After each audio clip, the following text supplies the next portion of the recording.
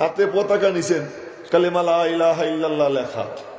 নবীজির আপন চাচাতো ভাই জাফর ইবনে আবি তালেব মুতার যুদ্ধে, তো ওনার হাতে কোপ দিছে, ডান হাত কেটে গেছে। ১,৫০০ মাইল দূরে বসে বসা নবীজি দেখতেছেন, আল্লাহ তারে দেখাইতেছে কেমন আল্লাহর আল্লাহ। ১,৫০০ মাইল দূরে বসাইয়া এই ১,৫০০ মাইল দূরে দৃশ্য আল্লাহ পাক দেখাচ্ছেন। হাত কেটে গেছে, পতাকা পড়ে যায়, পতাকা পড়তে দেন নাই। নবীজি বলতেছেন, এই যে আমার ভাই জাফরের ডান হাত কেটে ফেললো, পতাকা পড়তে গেছিল, পড়তে দেয় নাই। ও বাম হাত দিয়ে পতাকা ধরছে, বাম হাতে কোপ দিছে, হাত কেটে গেছে। পতাকা পড়তে গেছে, পড়তে দেয় নাই। ও চিত হয়ে পড়ছে, কাটা 2 হাত দিয়ে পেঁচাইয়া মাওলার নাম লেখা পতাকা উপরে রাখে, মনে মনে বলে, মালিক চাইয়ে দেখো, তোমার নাম নিচে পড়তে দিচ্ছি না, আমার শেষ রক্তবিন্দু দিয়া হলো আমি তোমার নাম উপরে রাখবো। মারতে মারতে মারতে মারতে হযরত জাফরকে শহীদ করে দেয়। নবীজি এই দৃশ্য দেখতেছেন, 2 চোখ দিয়ে দর দর করে পানি পড়ে। জিব্রাইল এসে হাজির। ইয়া রাসূলুল্লাহ কাঁদেন? বলে, কাঁদবো না, আল্লাহ পাক আমাকে যে দৃশ্য দেখাইলেন, এই যে জাফরের অবস্থা দেখে কাঁদতেছি। জিব্রাইল বললেন, দৃশ্য একটা দেখছেন, আর একটা তো দেখেন নাই। কোন দৃশ্য? 2 হাত আল্লাহর জন্য কাটাইছে, আল্লাহ পাক তার 2টা পাখনা দিছে, বাহু দিছে জান্নাতে। ইয়াতিরু বিজানাহিহি হাইসু শাহ, তার যেখানে মনে চায় ওই পাখনা দিয়া উড়ে বেড়ায়। আল্লাহর জন্য 2 হাত কাটাইছে, মাওলা জান্নাতে তারে 2 পাখনা দিয়া দেয়। আল্লাহরে উপরে উঠায়, আল্লাহ তারে উপরে উঠায়। ও মুসলমান, তুমি যে নিচে নামছো, আল্লাহরে নিচে নামানোর কারণে তুমিও নিচে নেমে গেছো। সিদ্ধান্ত নাও, আমার সবকিছুর ঊর্ধ্বে মাওলাকে স্থান দেব। আমি আওয়ামী লীগ আগে না, আল্লাহ আগে। বিএনপি আগে না, আল্লাহ আগে। জাতীয় পার্টি আগে না, আল্লাহ আগে। আমার নেত্রী আগে না, আল্লাহ আগে। আমার নেতা আগে না, আল্লাহ উপরে। আমার ব্যবসা আগে না, আমার মাওলা আগে। আমার সব কিছুর ঊর্ধ্বে আমার মাওলা। এই সিদ্ধান্ত যখন মুসলমান নিবে, মাওলা মুসলমানদেরকে সবার উপরে উঠাইয়ে দিবে। জোরে সরে বলেন না আল্লাহু আকবার। মেরে মোহতারাম ভাইও, তো সুযোগ যখন মিলে যায় বলে ফেলবো।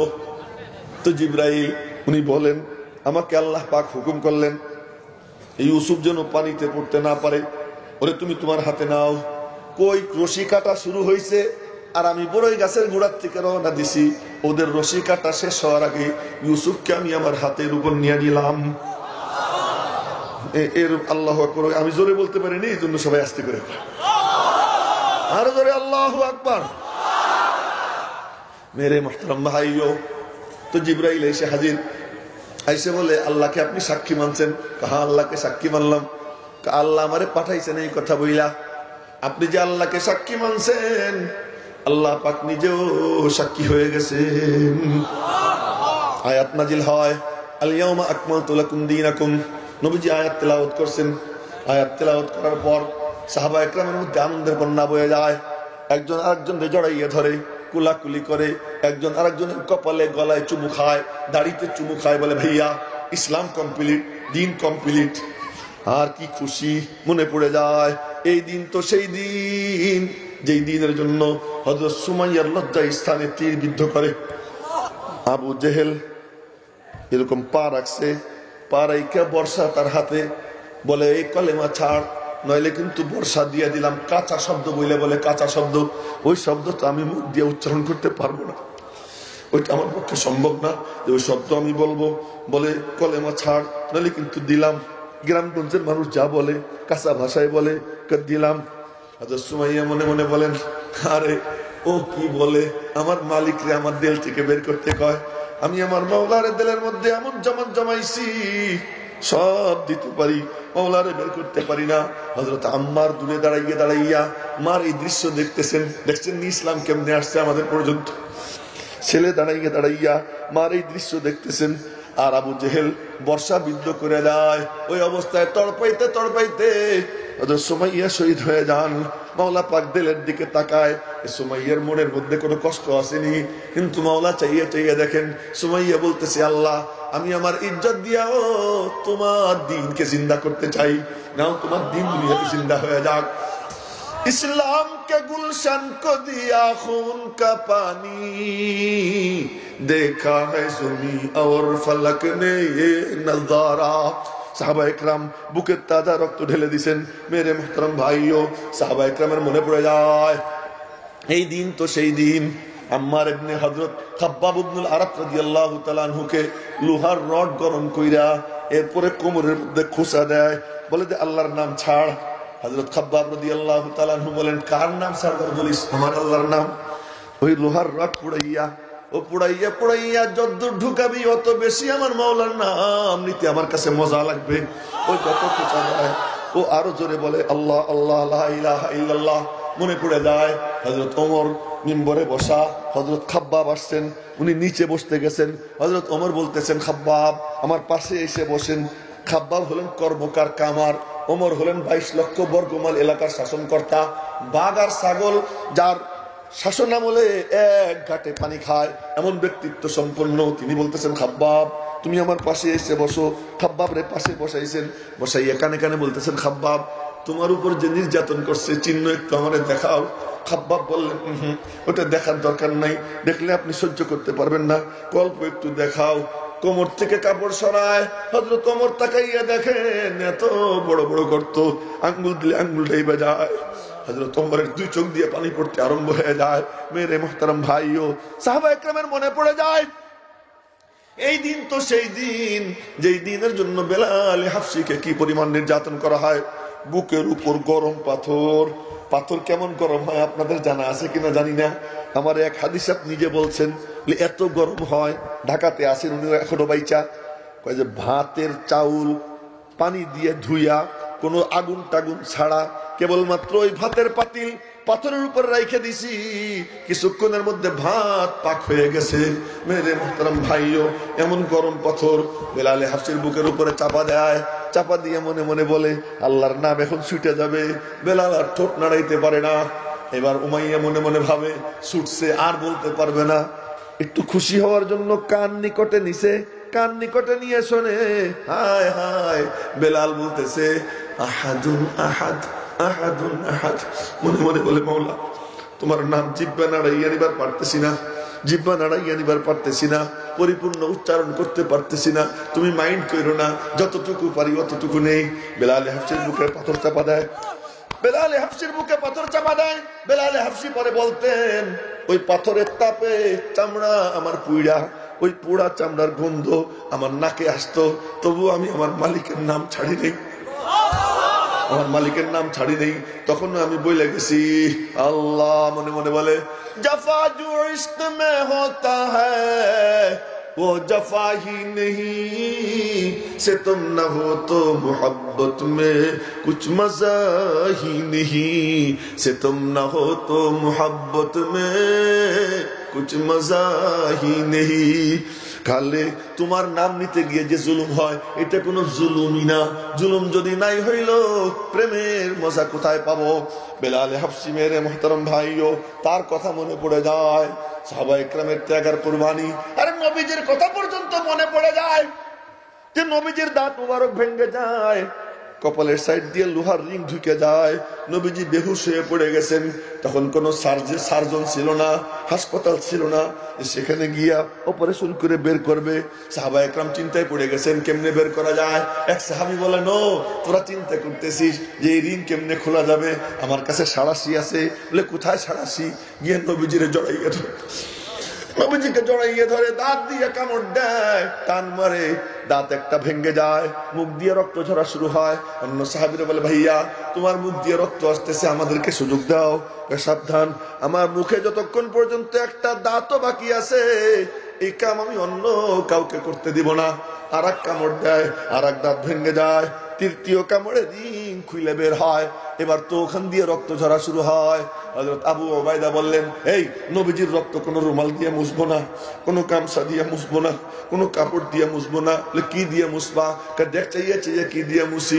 গিয়া নবীজিকে জড়াইয়া ধরছে, যেখান দিয়ে রক্ত ঝরে ওখানে দুই ঠোঁট লাগাইয়া দেয়, ওই রক্ত ঝরে। আর উনি চুপচুপ করে চুষতে থাকেন। মাসলা মাসাইল দিয়েন না মুফতি সাহেবরা যে রক্ত খাওয়া যায় কিনা, এটা কি ব্যাপার স্যাপার, এই হারাম জিনিস খাইতেছে। আরে চুপ করেন, ফতোয়া টতোয়া পরে ওখানে গিয়ে মুখ লাগাইয়ে দেয়, চুপ চুপ করে চুষতে আরম্ভ করছেন। যতক্ষণ রক্ত ঝরে ততক্ষণ উনি চুষছেন।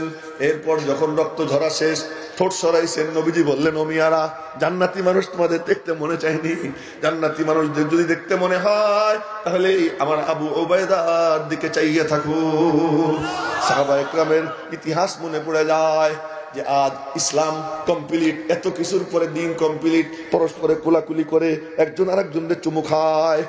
কিন্তু দেখা যায় সৌম্য শান্ত এক বর্ষিয়ান মুরব্বী বসে বসে কান্দেন, উনার চোখ দিয়ে পানি পড়ে। এ কান্দেন কেন? কে আপনি? মুখ উঁচা করছেন। মুখ উঁচা করার পরে দেখা যায় ইনি তো আর কেউ নন, বলবো আপনাদেরকে, হযরত ওমর রাদিয়াল্লাহু তাআলা আনহু গেছিলেন না। ওই কাহিনী বাদ, ওইটা বলতে গেলে অনেক বড় হয়ে যাবে। নবীজি মিম্বরে বসা, মিম্বর থেকে উঠছেন, ওইটা ডান হাত দিয়ে আবু বকরের হাত ধরছেন, বাম হাত দিয়ে ওমরের হাত ধরছেন, দুইজনের হাত দুই হাতে নিয়ে দাঁড়াইয়ে বলতেছেন, বলো তো আমাদেরকে কেমন দেখা যায়? সাহাবা একরাম বললেন, ইয়া রাসূলুল্লাহ, মা আহসানা হাদা, কি চমৎকার, বিউটিফুল। নবীজি বললেন, এই যেমন দেখতেছো ঠিক এমন ভাবে আমি আমার দুই বন্ধুর দুই হাত আমার দুই হাতে নিয়ে হাসরের ময়দানে মাওলার সামনে গিয়ে হাজির হব। হযরত ওমর গেছেন, তখনও মুসলমান হন নাই, সিরিয়ায় ব্যবসা করতে। তো খ্রিস্টানের সাথে গুতাগুতি হয়েছে, তর্কাতর্কি হয়েছে, মারছেন এক ঘুষি। ওই এক ঘুষিতে মরে গেছে। ওমরের ঘুষি আর মুসা আলাইহিস সালামের ঘুষি সেম সেম ছিল। মুসা আলাইহিস সালামের থাপ্পড়ে যেমন মরে গেছে, ওমরের ঘুষি খেয়ে মরে গেছে। তখন মরে গেছে, দিছেন দৌড়, যান বাঁচানোর জন্য দৌড় দিছেন। পাদ্রী একজন গেটে দাঁড়াই রয়েছে, তার গির্জার গেটে। দেখে যে একটা লোক আসে, কেমন কেমন দেখা যায়। আরে এর মনে হয় দেখছি দেখছি, পাদ্রী মনে মনে বলে, এর মনে হয় দেখছি দেখছি, এ কোত্থেকে আসলো, খুব লক্ষ্য করতেছে। যখনই তার গির্জার দরজার সামনে আসছে, দরজা খুলে বলে, এই যুবক তুমি ঢুকো। ভিতরে ঢুকে দিছে, ঢুকে দিয়া দরজা চাপাই দিয়ে সামনে এসে দাঁড়াই দিচ্ছে। ওই খ্রিস্টানরা দৌড়ে আসছে, এসে বলে, এইরকম একটা লোক মরুভূমির আরব থেকে আসছে, এখান দিয়ে দৌড়ে গেল, দেখছেন? তোরা তালাশ করে দেখ, আমি কি জানি। পাদ্রী বলে নাই। ওরা চলে যাওয়ার পরে পাদ্রী দরজা খুলছে, দরজা খুলে ভিতরে ঢুকছে। ভিতর থেকে দরজা বন্ধ কইরা একজন কাছে থাকলে না দেখাইতাম এমন করে ওমরের মুখের কাছে গিয়া উল্টাইয়া পাল্টাইয়া ভালো করে দেখতেছে। ওমর বলতেছেন, এরকম কি দেখো তুমি? কি দেখি পরে বলতেছি, আগে দেখে নেই। ভালো করে দেখে দেখা এবার জিজ্ঞেস করে, তোমার নাম? আমার নাম ওমর। ওমর সিন্দুক খুলছে, সিন্দুক খুইলা একটার পর একটা কাগজ উল্টায়, উল্টাইতে উল্টাইতে এক কাগজ বের করছে। বের করে ওই কাগজের এক পাতা দেখাইয়ে বলে, দেখো তো এটা কার ছবি? কইছে, তো যে আব্দুল্লাহর বেটা যে নিজের নবী বলে তার ছবি। তুমি কোথায় পাইলা? পরে বলতেছি। পাতা উল্টাইছে, পাতা উল্টাইয়া এক পাশে হাত রাইখা বলে, এই ছবিটা কার? কে? তো ওনার এক নম্বর সাথী আবু বকরের ছবি। একজন বলে, বাকিরা মনে করে যদি ভুল হয়ে যায়, বাকিরা মনে করে যদি ভুল হয়ে যায় না, আরে ভুল হইলেও তো কোনো সমস্যা নাই, আল্লাহর নাম ভুলে নিলেও আল্লাহ পাক দিলের মধ্যে নূর পয়দা করে দেয়। দেখে আবু বকর, কে? তো ওনার এক নম্বর সাথী। হাত উঠাইয়া বলে, এই ছবিটা কার? কে? যে আমার ছবি। ওমর বলতেছে, এই যে আমার ছবি। তুমি কোথায় পাইলা? হযরত দানিয়েল আলাইহিস সালামের কাছ থেকে একজনের পর একজন উত্তরাধিকার সূত্রে এই ছবিগুলো সংরক্ষণ করতেছে, এখন আমার পর্যন্ত এসে পৌঁছেছে। তোমরা দুইজন যে ওনার দুই সাথী, এটা আমরা সবাই জানি। এই আবু বকর আর ওমর। ওই পাদ্রী বলতেছে, ওমর কি? তুমি সিরিয়া বিজয় করে এই বাইতুল মুকাদ্দাস দখল করবা, তুমি সেই লোক, আমি জানি। পাদ্রী বলতেছে, ও তখনও মুসলমান হয় না। তুমি সিরিয়া দখল করবা এবং বাইতুল মুকাদ্দাস বিজয় করবা, তো তখন তোমার কাছে আমার অনুরোধ, আমার গির্জার কোনো ক্ষতি করো না। ওমর বলেন, আমি খুন কইরা দৌড়াইতেছি, আরে আমার কাছে তার গির্জার নিরাপত্তা চায়। আরে কুদরতের খেলা, আরে কুদরতের খেলা। কি করবো? বারবার পিড়াপিড়ি করে। তখন ওয়াদা দিছি, আচ্ছা ঠিক আছে, তোমার গির্জার কোনো ক্ষতি করবো না। এরপরে ওমর রাদিয়াল্লাহু তাআলা আনহু ঢুকছেন, তখন বলতেছেন, সবাইকে সাবধান, ওই গির্জার কোনো ক্ষতি করবে না। তো আবু বকর, ওই আবু বকর কাঁদতেছেন। কান্দেন কেন? আরে কত চমৎকার সুসংবাদ, দিন কমপ্লিট, কিন্তু এই সুসংবাদের অন্তরালে দুঃসংবাদও লুকিয়ে আছে। কি দুঃসংবাদ? যে মিশন নিয়ে আল্লাহ পাকের মাহবুব আমাদের পেয়ারা রাসূল আসছেন, ওই মিশন যখন কমপ্লিট, এখন তো তার যাবার টাইম হয়ে গেছে। যাবার টাইম হয়ে গেছে। আবু বকর সিদ্দিক বুঝছেন এই হলো একদিনের ঘটনা। আর একদিনের ঘটনা, নবীজি মিম্বরে বসছেন, সাহাবায়ে কেরাম সামনে বসা, মাথায় পট্টি লাগানো, নবীজির মাথায় পানি কাপড় ভিজাইয়া কপালে পট্টি বাঁধিয়া রাখছেন। নবীজি কথা বলতেছেন, কথা বলতে বলতে এক পর্যায়ে বললেন যে এক বান্দাকে তার মনিব ইখতিয়ার দিবেন, বাইনাদ দুনিয়া ওয়া বাইনা মা ইনদাল্লাহ, দুনিয়ার মাঝে আর আল্লাহর কাছে যা কিছু আছে এই দুইয়ের মাঝে যে কোনো একটা বাইছে নিতে পারে। ফাখতারা মা ইনদাল্লাহ, ওই বান্দা আল্লাহর কাছে যা আছে তাই বাইছে নিছে। এই হাদিস নবীজি যখন বলছেন এই কথা, সাহাবায়ে কেরাম সব বসা। হযরত আবু বকর হাউমাউ করে কান্না শুরু করছেন, আর কান্দেন আর বলেন ফাদাইনা কাবি আবাইনা ওয়া উম্মাহাতিনা, আপনার উপর আমাদের মা বাপ কুরবান, আমাদের জান-মাল সব কুরবান।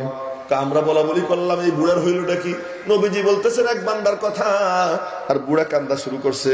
বুড়ার কি হইল? পরে বুঝতে পারলাম, আমরা কেউ বুঝিনি, আবু বকর বুঝছেন ওই বান্দাটা আর কেউ না, ওই বান্দাটা স্বয়ং মুহাম্মদুর রাসূলুল্লাহ সাল্লাল্লাহু আলাইহি ওয়াসাল্লাম। এই দুইবারই কাঁদছেন হযরত আবু বকর সিদ্দিক। হযরত আবু বকর কান্দেন, বাকিরা বলে কান্দো কেন? এই সুসংবাদের মধ্যে দুঃসংবাদ লুকিয়ে আছে। মেরে মুহতারাম ভাইও সেই টাইমটা কাছাইলো, বলছিলাম দাস্তান শোনাবো, ওই টাইম কাছাইয়ে গেল।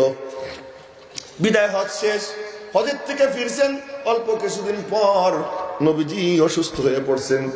এমন অসুস্থ আর কখনো হন নাই, দিন দিন শুধু বাড়ে। কি ব্যাপার? মরিদে ইশক পর হ্যায় রহমত খুদা কি, মরজ বাড়তা ঘা জুজু দওয়া কি। যতই চিকিৎসা করে রোগ শুধু বাড়ে, দিন দিন শুধু দুর্বল হইতেছেন, দুর্বল হইতেছেন। দুর্বল হইতে হইতে একদিন বললেন কি, তোমরা আমার একটু পানি দাও, আমার মাথায় পানি ঢালো, গোসল করাও, দেখি আমি একটু গিয়ে জামাতে নামাজ পড়তে পারি কিনা। সবাই অপেক্ষা করতেছে, পানি ঢালে উঠবেন, বুখারী শরীফের হাদিস, উঠবেন, এমন সময় আবার বেহুশ হয়ে পড়ছেন, আবার বেহুশ হয়ে পড়ছেন। হুশ আসতে বলতেছেন, নামাজের কি হইল? নামাজের কি হইল? সবাই বলে কি হুম ইয়ান্তাজিরুনাক, তারা সবাই আপনার অপেক্ষায় আছেন, তারা সবাই আপনার অপেক্ষায় আছেন। নবীজি বললেন আনো পানি, আবার পানি ঢালে। এই করতে করতে 7 বার। এরপরে দুইজনের কাঁধে ভর দিয়া পাশের ছেড়াই এটাই না, পা মাটিতে লাগে নাই, উঁচু হয়ে থাকছে। হযরত আব্বাস এবং আলীর কাঁধে 2 হাত দিয়া পা টাইনা গেছেন, মিম্বরে বসছেন, কথাবার্তা বলছেন। এরপর নবীজি আম্মা জান আয়েশা সিদ্দিকার হুজরায় আসছেন, একটু সুস্থ দেখা যায়। নবীজি বলেন আবু বকর, আমার তো এখন একটু ভালো লাগতেছে, তুমি তো অনেকদিন বাড়ি যাও না, একটু বাড়িতে গিয়ে বাজার টাজার করে দিয়ে আসো। আবু বকর বাড়িতে বাজার করতে যায়। নবীজি আম্মা জান আয়েশা, এই অনেক লম্বা কাহিনী, খুব সংক্ষেপে বলতেছি। নবীজি আম্মা জান আয়েশা সিদ্দিকার বুকে মাথা রাইখা হেলান দিয়ে রইছেন। এমন সময় জিবরাইল এসে হাজির। জিবরাইল এসে হাজির, এসে বলে আসসালামু আলাইকা ইয়া রাসূলুল্লাহ। নবীজি বলেন ওয়া আলাইকাস সালাম। কি ব্যাপার? কয়েকটা কথা বলতে আসছি। বলে কি কথা? ওই আজরাইল দরওয়াজায় দাঁড়াইয়া আছে, আপনার কাছে আসতে চায়। আজরাইল দরওয়াজায় দাঁড়াইয়া আপনার কাছে আসতে চায়, অনুমতি দিবনি? নবীজি বললেন অনুমতি দাও, আসতে বলো। আজরাইল সালাম দিলেন, আসসালামু আলাইকা ইয়া রাসূলুল্লাহ, আনা আজরাইল আদখুল। সালাম আপনার উপর হে আল্লাহর রাসূল, আমি আজরাইল, আসতে পারি? নবীজি বললেন আসুন। আজরাইল ঢুকছেন, দুইকেই বললেন এই জীবনে প্রথম সালাম দিয়া অনুমতি নিয়ে ঢুকলাম, আজ পর্যন্ত কারো কাছে সালাম দিয়া অনুমতি নিয়ে যাইনি, সোজা চলে গেছি, আজই প্রথম আপনার কাছে সালাম দিয়ে অনুমতি নিয়ে আসলাম। নবীজি বললেন কি ব্যাপারে আসছো? একটা প্রস্তাব নিয়ে আসছি। কি প্রস্তাব? কি প্রস্তাব? কলজা ভাঙ্গে যাওয়ার মতো প্রস্তাব। বলে কি প্রস্তাব? মালিকের পক্ষ থেকে আসছি, মালিক বলছেন আপনার যতদিন মনে চায় আপনি দুনিয়ায় থাকতে পারেন, আবার যদি মনে চায় মালিকের কাছে যাইতে পারেন, আল্লাহর কাছে যাইতে পারেন। কোনটা করবেন করেন, দুইটার যে কোনো একটা করতে পারেন। আপনি যদি চান কিয়ামত পর্যন্ত আল্লাহ পাক আপনাকে হায়াত দিয়ে দিবেন, দুনিয়ায় আপনি থাকতে পারেন। আবার যদি আপনার মনে চায় আল্লাহর কাছে যাইতে পারেন। জটিল প্রশ্ন, জটিল প্রস্তাব, কি করবেন? জিবরাইলের দিকে তাকাইছেন, আমার দিকে না দেখলে বুঝবেন না, মুখে কোনো কথা নাই, জিজ্ঞাসু দৃষ্টিতে জিবরাইলের দিকে তাকাইছেন। কি বলো তুমি? জিবরাইল নবীজির বন্ধুর মতো ছিলেন, আল্লাহ পাক নাম নিতেন না, জিবরাইল নাম নেন। আল্লাহ পাক জিবরাইলের সঙ্গে নবীজির তুই তোকারি সম্পর্ক করে দিয়েছিলেন কেন? এলেম নিতে হইলে তার সঙ্গে ফ্রি হওয়া লাগে, জিবরাইলের সঙ্গে ফ্রি করে দিয়েছেন। এজন্য জিবরাইল নবীজির নাম ধরে ডাকতেন, আল্লাহ পাক নাম ধরে ডাকতেন না। আল্লাহ পাক ডাকতেন মুজাম্মিল, মুদ্দাসসির, তাহা, ইয়াসিন, বাশির, নাজির। নবীজি বলতেন আমারে চেনুনি, আমি কে? বলে কে আপনি? আনা মুহাম্মদ, আনা আহমদ, আনাল মাহি, আনাল হাসির, আনাল আকিব, আনা নবিয়্যুত তাওবাহ, আনা নবিয়্যুর রাহমাহ, আনা মুজাম্মিল, আনা মুদ্দাসসির, আনা তাহা, আনা ইয়াসিন, আনা বাশির, আনা নাযির। আমার মাওলার যখন যা মনে চায় আমারে নতুন নতুন নাম দিয়ে ডাকে। বহু নাম ছিল নবীজির মেরে মুহতারাম ভাইও, কিন্তু জিবরাইলকে আল্লাহ অনুমতি দিয়ে দিয়েছেন, জিবরাইল নাম ধরে ডাকতেন। জিবরাইলের সাথে এত গভীর সম্পর্ক, নবীজি আয়েশা সিদ্দিকার সাথে গল্প করতেছেন, চাইয়া দেখেন জিবরাইল বসে রয়েছে। মা খাদিজাতুল কুবরা খাবার নিয়ে আসতেছে, দেখেন এই যে জিবরাইল এখানে। মনে হয় যেন পারিবারিক সদস্য, মনে হয় যেন পারিবারিক সদস্য। নবীজি যাইতেছেন যুদ্ধের ময়দানে, বদর যুদ্ধে গেছেন, তো বদর যুদ্ধে বলতেছেন ওই যে জিবরাইল দেখা যায়। জিবরাইল বলতেছে আকদিম হাইজুম আলাইহি আদাতুল হারব, বুখারী শরীফে আছে পরিষ্কার, বলতেছেন আকদিম হাইজুম। তো জিবরাইল বলতেছে হাইজুম আগে বাড়। জিবরাইলের ঘোড়ার নাম ছিল বদর যুদ্ধে হাইজুম। মনে রাখেন, কত কিছু মনে রাখেন, এটাও তো মনে রাখার দরকার। বদর যুদ্ধে যে ঘোড়ায় চড়ে জিবরাইল যুদ্ধ করছেন, ওই ঘোড়ার নাম ছিল কি? হাইজুম। বনু কুরাইজার যুদ্ধে যাইতেছেন নবীজি আগে, সাহাবা একরাম পিছনে। সাহাবা একরাম দেখেন নবীজির ঘোড়ার থেকে 50-100 হাত দূরে ঘোড়ার খুরের ধুলা উড়ে, ঘোড়াও দেখা যায় না, সুয়ারিও দেখা যায় না।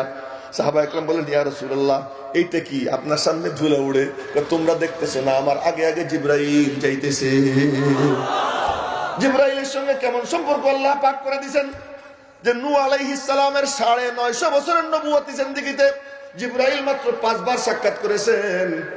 আর আমার নবীর সঙ্গে আল্লাহ পাকের হাবিবের সঙ্গে জিবরাইল 23 বছরের মধ্যে 40,000 বার সাক্ষাৎ করেছে। এমন গভীর সম্পর্ক ছিল। তো জিবরাইল পাশে দাঁড়াইয়া নবীজি তাকাইছেন, বন্ধু কি করব? আল্লাহ পাক তো আমাকে ব্ল্যাঙ্ক চেক দিয়ে দিয়েছেন। ব্ল্যাঙ্ক চেক বোঝেননি? সাদা চেক, যত পারো লিখে নাও। কেউ লিখে দিল 1 লাখ টাকা চেকে, কিন্তু দস্তখত দিয়ে যদি দেয় যা মনে চাই লিখে নাও, অঙ্ক তুমি বসাই নাও, এটাকে বলে ব্ল্যাঙ্ক চেক। আল্লাহ পাক ব্ল্যাঙ্ক চেক দিবেন, যা মনে চাই নিয়ে নিতে পারি, কি করব? জিবরাইল কয় আমি মালিকের কাছে থাকি, মতি গতি বুঝি। আমার কথা কি বুঝতেছেন? আমি মালিকের কাছে থাকি, মতি গতি বুঝি। আল্লাহ পাক ইখতিয়ার দিয়ে দিবেন যে ইচ্ছা করলে যাইতে পারি, ইচ্ছা করলে থাকতে পারি, থাকবো না যাব। জিবরাইল বলে আমি মালিকের কাছে থাকি, মতি গতি বুঝি। বলে কি মতি গতি বুঝছো? ইন্নাল্লাহ قد اشتاق إلى لقائك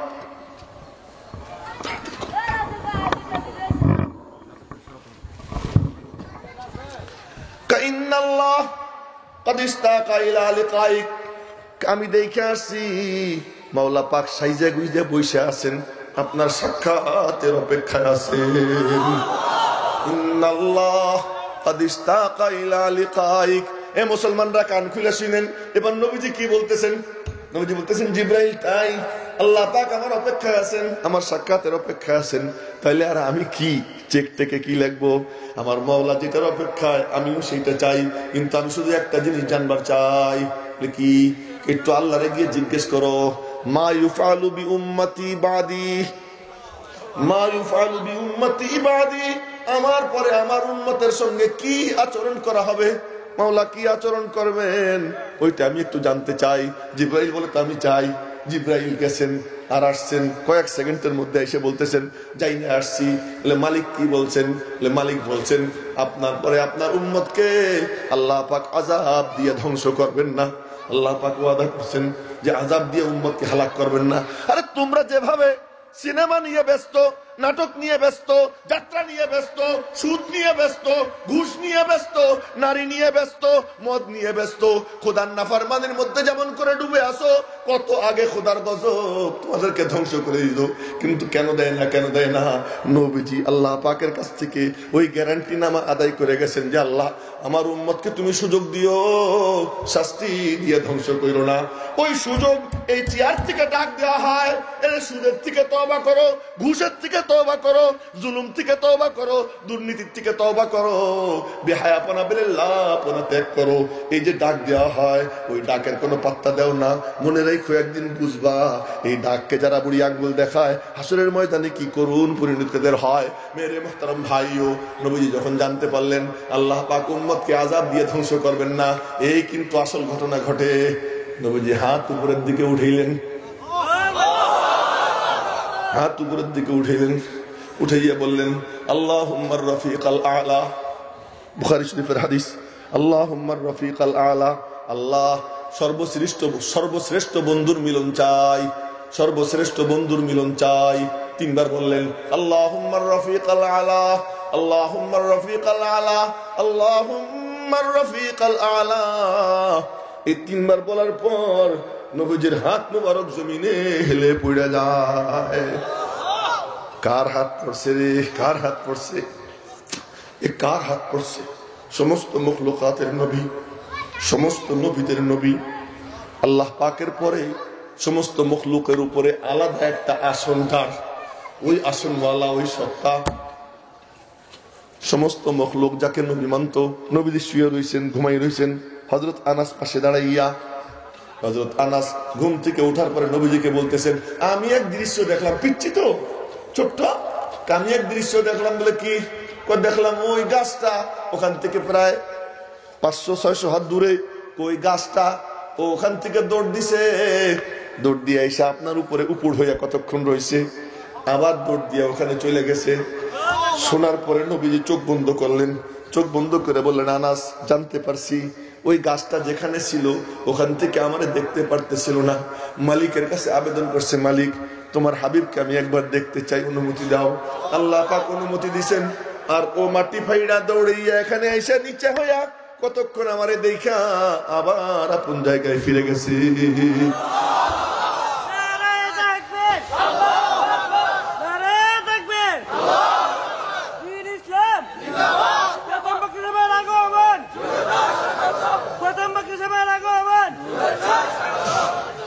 কেবল আইসি নি, আমি কত আগে আইসি। हर मोड़ में मिल जाते हैं दर्दमंद हजारों, बेशक तेरी बस्ती में अदाकार बहुत है। মাঝে মাঝে এমন পাগল দেখি, মনে অন্যরকম লাগে, কত আরাম আছে তারা, কোনো দুশ্চিন্তা নাই, মরলেই জান্নাতের টিকিট পকেটে পাবে, মরলেই জান্নাতের টিকিট পকেটে পাবে, কোনো দুশ্চিন্তা নাই। আমাদের যাদের একটু বুদ্ধি শুদ্ধি আছে, আল্লাহ ওই রকম বুদ্ধি যেন না হয় যে বুদ্ধির কথা আমার ভাই ফরিদ আল মুবারক বলে গেছেন, ওই বুদ্ধি যেন না হয়। সহি বুদ্ধি যতটুকু যা আমাদের আছে এ নিয়ে আমরা বড় বিপদে আছি। যাই হোক, যে কথা বলতেছিলাম, নবীজি কেমন নবীর নবী। আর একটা ছোট্ট ঘটনা শুনে, নবীজি দাঁড়াইয়া এক মজলিসে ভাষণ দিচ্ছিলেন। ভাষণ মানে কি, আমাদের মতো এমন ভাষণ নবীজি দিতেন না, এমনি গল্প করতেন, তো গল্প করতেছিলেন। ওই গল্প স্বল্প দেখা এক আরাবিয়ান বেদুইন, ওই বেদুইন বলে তার সাথীরে, এই লোকটা কে রে? এই লোকটা কে? তো ওই বেদুইনতে তার সাথী বলছে, ওরে চেনো না, ইনি তো তিনি যিনি নিজেরা নবী বলেন। আচ্ছা, তাহলে এই লোকই সেই লোক যে স্বামী স্ত্রীর মধ্যে গন্ডগোল লাগায়, পিতা পুত্রের মধ্যে দ্বন্দ্ব লাগায়, ভাই ভাইয়ের মধ্যে কলহ সৃষ্টি করে, এই লোকই সেই লোক। হ্যাঁ, দাঁড়াও মজা বুঝেই। তার কান দিয়ে একটা বাঁশের আগায় ঝুলতেছে দব। দব একটা প্রাণী, গুইসাপের মতো দেখা যায়। হাদিসে দব্বের আলোচনা আসছে, এবং দব হযরত খালিদ ইবনে ওলীদ নবীজির দস্তরখানে বসে খাইছেন। যারা তিরমিজি শরীফ পড়ছেন দেখছেন, এই হাদিস তিরমিজি শরীফে আছে। দব এটা খাওয়া যায়, কিন্তু দব্বের তর্জমা যদি আমার জিজ্ঞেস করেন আমিও পারবো না, কোন সাহিত্যিক হুজুরেও পারবে না। তার কারণ এই দব এই অঞ্চলে হয় না, বাংলায়ও তার কোনো অনুবাদ নাই, ইংরেজিতেও নাই। আমি আমার এক বড় সাকবেদরে বলছিলাম যে বাবা একটু তালাশ করো দিয়ে এটার বাংলা তর্জমা আছে নি, আমার একটু দরকার। তার কারণ দব বলি তর্জমা করতে পারি না, মানুষ মনে করে আমি জানি না, এই জন্য একটু তর্জমাটা দেখো। ও তালাশ তুলাশ করে বলে হুজুর এর তর্জমা কোনো ডিকশনারিতে নাই। কেন? এটা এই অঞ্চলে হয় না, সুতরাং দবরে দবই বলবো, দেখতে গুইসাপের মতো। কান্দে ঝুলানো যেমন বাইম মাছ, যেমন আপনার ওই যে কি যেন আছে লম্বা লম্বা মাছ, এগুলো যেমন কান্দে ঝুলানো থাকে সিপিতে, ওরকম ঝুলে নিয়ে আইসা নবীজের গালাগাল শুরু করছে। আর গ্রামের গালি এর শব্দ যে কেমন হয়, কেমন হয় এটা তো আপনারা বুঝেন। গাইলে দিছে হযরত ওমর পাশে, বারে বারে খালি কোমরে হাত যায় ওমরের, আর বলতেছি ইয়া রাসূলুল্লাহ অনুমতি দেন তো এই কমিনেটার কল্লা উড়িয়ে দিই। নবীজি বললেন ধৈর্য ধরো, কাদাল হালিম আইয়াকুনা নাবিয়্যা, ধৈর্যশীল ব্যক্তি তো নবী হয়েই গেছিল, ওমর ধৈর্য ধরো। ওমর ধৈর্য ধরছেন। চিল্লাইতে চিল্লাইতে কুত্তাও একবার থামে দেখবেন, কুকুরে ঘেউ ঘেউ করে, ঘেউ ঘেউ করতে করতে একবার আর কিন্তু পারে না, তার গলা ভেঙে যায়, কতক্ষণ আর করবে। ওলামায়ে কেরামকে যারা গাইলে আয় গালির জবাব দিও না, গাইলিতে গেলিতে এক সময় কুকুর যেমন নেতা খাইয়ে পড়ে, ও নেতা খাইয়ে পড়বে, কোনো সন্দেহ নাই। মেরে মুহতারাম ভাই, এক সময় নরম হয়ে যাবে, এক সময় না এক সময় তার দম ফুরাবেই ফুরাবে। তো ওইরকম মানে গাইলিতে গাইলিতে থামছে। নবীজি বলেন কিরে মিয়া তোমার বলা শেষ? কাহা শেষ? আমি কিছু বলবো? বলো কি বলবা? নবীজি বললেন আমি আল্লাহর রাসূল, তুমি বিশ্বাস করো না? না। কি হইলে বিশ্বাস করবা? এখন কয় কি, এই মরা দব যদি তোমার রাসূল বলে তাহলে বিশ্বাস করো। অন্যরা চিন্তা করতেছে আল্লাহু আকবার করে যদি গুনাহ হয়ে যায়, মরা দব্বে রাসূল বললে বিশ্বাস করবো। ও মনে মনে বলে গুড়ার ডিম তো এমনি কথা কয় না, আরো মরা, এর তো কথা বলার প্রশ্নই আসে না। কিন্তু জানে না কার সাথে কথা বলতেছে। নবীজি বলেন ঠিক, হ্যাঁ ঠিক। নবীজি ওই দব্বের দিকে ফিরলেন, ফিরে ডাক দিলেন ইয়া দব, ও দব। এই ডাক দিছেন, এখন যারা লক্ষ্য করে ওই দব নড়ে চড়ে,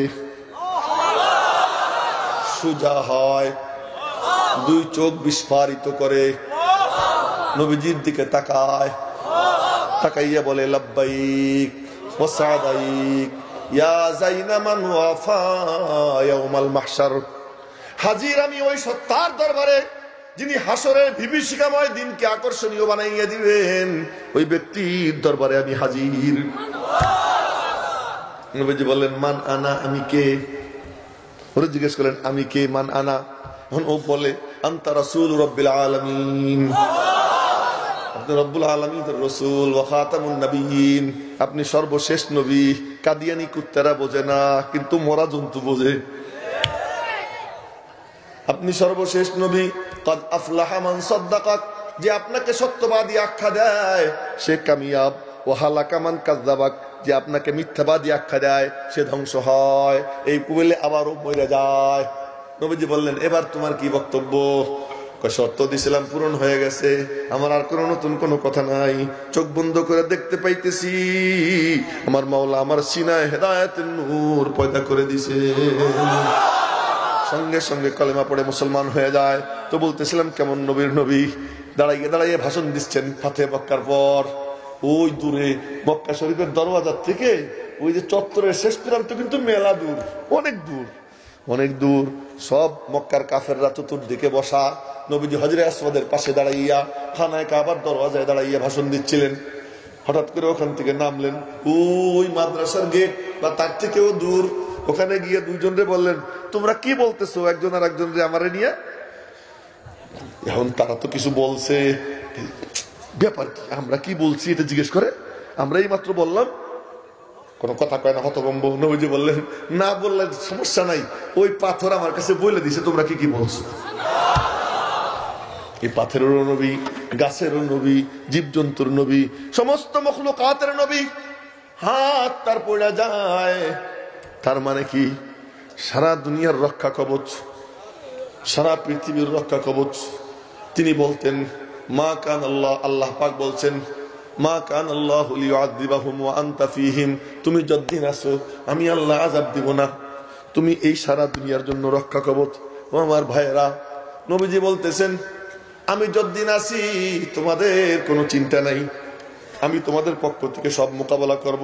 বার্মাই লাভ দেখ, আমেরিকাই লাভ দেখ, আর রাশিয়াই লাভ দেখ, যত কুত্তা ফালাফালি করুক, ঘেউ ঘেউ করুক, তোমরা কোনো চিন্তা করো না। ইয়াখরুজ, বুখারী শরীফের হাদিস, ইয়াখরুজ ওয়া আনা ফীকুম ফাআনা হাজিজুহু দুনাকুম। যদি আপনাদেরকে নানুপুরের এক খাদেম আছে, এখানে অনেকে তারে চিনবেও, এখানে যেহেতু ঘন ঘন আসে, নানুপুরে এক খাদেম আছে, জম্মের খাওয়া খায়, খুব খাইতে পারে। তা আমার সামনে অনেক খায়, আমি গেলে আবার খাই না, খালি আমার কাছ থেকে কিছু নেয়ও, 100-200 টাকা নেয়, বলে আমার একখান লুঙ্গি দেন, এই সমস্ত কথাবার্তা বলে। আমি কিছু দেইও, দেওয়ার অভ্যাস তো আলহামদুলিল্লাহ টুকিটাকি বেশি নেই, অল্প অল্প দেওয়ার অভ্যাস আমার আছে, আমি দেই। কিছুদিন আগে, কয়েক মাস আগে নানুপুর গেছি, গিয়ে দেখি ওর দাঁত পড়ে গেছে, দাঁত পড়ে গেছে। তো দাঁত পড়ে গেছে, তা আমি আর কি পীর সাহেবকে বললাম, ও তো দাঁত পড়ে গেছে, খায় কেমনি? তো এখন পীর সাহেব বলতেছেন, আপনি যা বললেন আমিও জিজ্ঞেস করছিলাম, সালাউদ্দিন সাহেব, এই বর্তমান পীর সাহেব, ওনারে বললাম যে আসছিলেন না, ও আচ্ছা আচ্ছা আচ্ছা। তো ওই বড় পীর সাহেবরে বললাম যে ওর দাঁত পড়ে গেছে, এখন খায় কেমনি? আমি ওরা জিজ্ঞেস করছিলাম, ও আমার উত্তর দিছে কি, আগে খাইতে সময় লাগতো, এখন সময় লাগে না, মুখে দিয়ে আর গিলে ফেলে। আগে তো চামান লাগতো, আগে চাবাইতাম সময় যেত, এখন মুখে দিয়ে আর গিলে ফেলায়। এই হাসির কাহিনী শোনানোর উদ্দেশ্য না, উদ্দেশ্য হলো নবীজির কথা বুঝানো। নবীজি বলছেন, ইয়াখরুজ ওয়া আনা ফীকুম, এই ফিতনা যদি আসে আমি থাকা অবস্থায়, ফাআনা হাজিজুহু দুনাকুম, তবে আমি তোমাদের হয়ে ওদের মোকাবেলা করব, আর তোমাদের কারো কোনো টেনশন করতে হবে না। ওয়া ইয়াখরুজ ওয়ালাস্তু ফীকুম, আর যদি ফিতনা এসে যায় আমি চলে যাওয়ার পর, তাহলে কি হবে? প্রত্যেক ব্যক্তি পতাকা উত্তোলন করতে হবে। আমরা তো দুর্বল, চিন্তা করিস না, আমি তোদের দাঁত, আমি যখন থাকবো না তোদের আরো সুবিধা। বলে কেমনে? আমি তো একা ছিলাম, আর এখন যে ব্যক্তি দাঁড়াবে ফিতনার মোকাবেলায়, দ্বীনের দুশমনের মোকাবেলায়, আমার মাওলার সঙ্গে আমার চুক্তি হয়ে গেছে, ওই প্রত্যেক ব্যক্তির পাশে আমার মাওলা আমার খলিফা হয়ে দাঁড়াইয়া যাবে। وَيَخْرُجُ وَلَسْتُ فِيكُمْ فَكُمْ كُلُّ إِمْرِئٍ حَجِيجُ نَفْسِهِ وَاللَّهُ خَلِيفَتِي عَلَى كُلِّ مُسْلِمٍ। মেরে মুহতারাম ভাইও, তো নবীজির হাত মুবারক পড়ে যায়। কাহিনী লম্বা হয়ে যাইতেছে, সংক্ষেপে শেষ করতে চাইছিলাম কিন্তু লম্বা হয়ে যাচ্ছে। আপনাদের কষ্ট হইতেছে নাকি? হাত পড়ে গেছে, হাত পড়ে যাওয়ার পর আম্মা জান বলে উঠছেন ইন্না লিল্লাহ, সব মারা বলে উঠছেন ইন্না লিল্লাহ। হযরত ফাতেমা উনি বলে উঠছেন ইন্না লিল্লাহ। হযরত ফাতেমা ইন্না লিল্লাহ বলার পরে পাশে এসে গেছে। নবীজির সাথে খুব মহব্বতের সম্পর্ক ছিল হযরত ফাতেমার। দেখতে ফাতেমা যখন হাঁটতেন মনে হইতো নবীজি হাঁটতেছেন, নবীজির হাঁটার মতো হাঁটা ছিল, সবকিছু নবীজির মতো ছিল।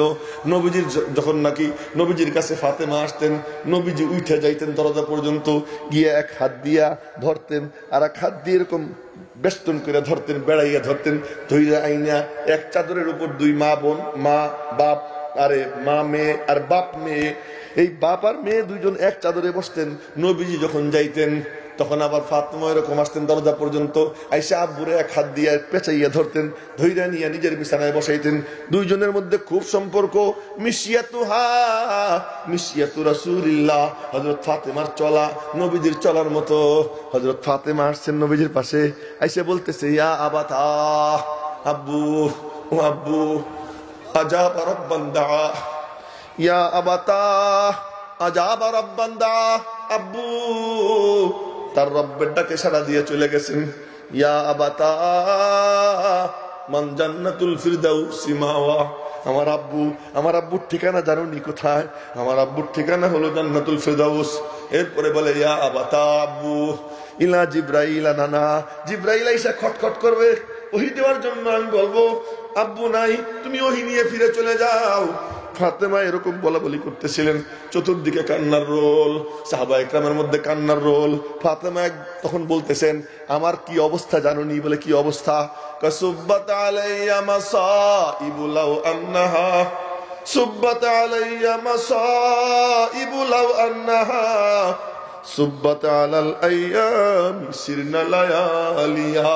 আমার মনের উপর দিয়ে এত ঝড় তুফান, এত কালো মেঘ, এর যদি সামান্য একটু আমার অন্তর থেকে বের হয় সারা দুনিয়ার আলো অন্ধকার হয়ে যাবে। হযরত ফাতেমা বলতেছিলেন এত ঝড় তুফান, সাহাবা একরামের মধ্যে কান্নার রোল। হযরত ওমরের কাছে খবর গেছে নবীজির ইন্তেকাল। এই পাগল বলে কি, এই নবীজির ইন্তেকাল কি বলিস, নবীজির ইন্তেকাল হইতে পারে না। কি হয়েছে? নবীজি বেড়াইতে গেছেন, মুসা আলাইহিস সালাম যখন তুর পাহাড়ে মাওলার সাক্ষাতে গিয়ে 40 দিন বেহুশ হয়েছিলেন, আমাদের মাহবুবও তার মাহবুবের সাক্ষাতে গিয়ে বেহুশ হয়ে পড়ে রয়েছেন, তিনি হুশে আসবেন, ইন্তেকাল করেন নাই। খবরদার ইন্তেকাল যদি কেউ বলবি এই যে আমি ওমরের তরবারি, এই তরবারি কিন্তু তাকে রিহাই দিব না, কল্লা উড়িয়ে দিব, খবরদার কেউ বলবি না যে নবীজির ইন্তেকাল হয়েছে। ওমরের হুঙ্কারের সামনে কোন সাহাবী মুখ দিয়ে ইন্তেকাল শব্দ বের করতে পারে না। আরে যেই ওমর তরবারি নিয়ে রওনা দেয় নবীজির কল্লা আনতে, ওই ওমর নবীজির ইন্তেকাল শব্দ বরদাস্ত করতে পারে না, চিন্তাই করতে পারে না। কেমন বানান বানাইছেন, কেমন বানান বানাইছেন যে তিনি ওই শব্দটা পর্যন্ত শুনতে পারেন না, সহ্য করতে পারেন না, কল্পনাই করতে পারেন না। বলেন ইন্তেকাল হয় নাই, বেড়াইতে গেছেন, তিনি হুশে আসবেন, আর কেউ ইন্তেকাল শব্দ বলে না, শুধু পানি ফেলায়।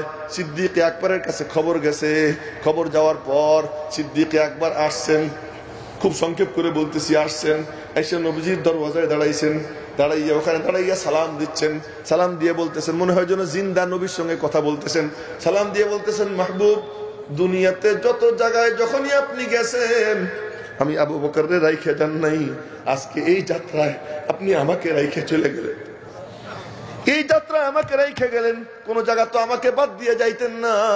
হিজরতের সময় নবীজি যে অনুমতি চায় তারই অনুমতি দেন, যেই অনুমতি চায় তারই অনুমতি দেন।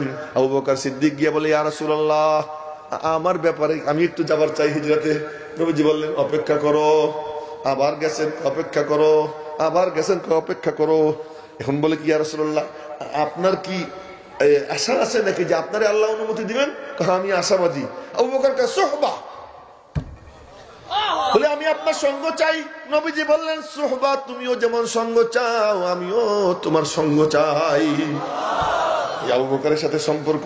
আবু বকরের সামনে দাঁড়াইলে নবীজি তার মধ্যে নিজের দেখতে পাইতেন, আয়নার সামনে দাঁড়াইয়া আমি আপনি যেমন আমার আপনার চেহারা দেখি, আবু বকরের সামনে দাঁড়াইয়া নবীজি নিজেকে দেখতে পাইতেন।